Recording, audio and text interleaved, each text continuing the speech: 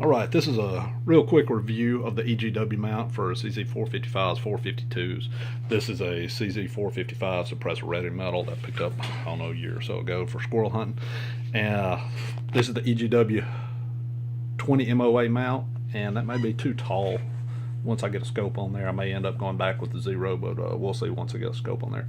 What I wanted to show is the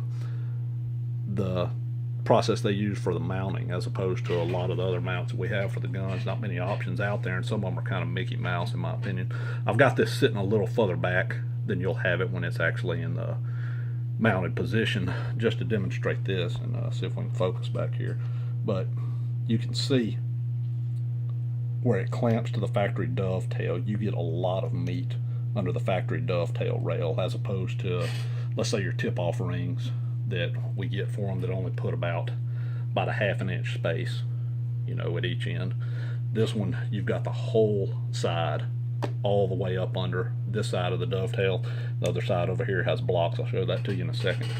But you can see how deep it gets under there, and when it's torqued down on there, it's solid. I wouldn't hesitate to put this on a centerfire gun. Let me show you the other side over here. Okay, you can see the two blocks where your screws come through and pull tight. So again, you've got a lot of meat holding the mount on. The hardware is number 15 Torx. And by comparison, this is the DIP mount. I think this is a 0 MOA. It's obviously not as tall as the 20 MOA EGW. And what I wanted to show you on the back is the way they mount. You've got your set screws on top. You torque those down, it brings the mount up against the factory dovetail. What I don't like about it is when you do bring it up, I doubt you'll be able to see it back here, but the edges where it goes under the dovetail, you have just a little tip of meat under there, and when you bring it up, like I say, it's not a bad mount. I don't want to take anything away from the DIP. I had it on here with a Leupold and didn't have any trouble with it at all. Used it for squirrel hunting, didn't have any issues with it, losing 0. One thing I did notice when I went to take it off, I had blue Loctite on everything, had everything torqued to their specs. When I loosened just one of the set screws, the entire mount became slack. I don't know if that's, the screws settled in there, or I don't know, but just loosened one of them up and it got loose.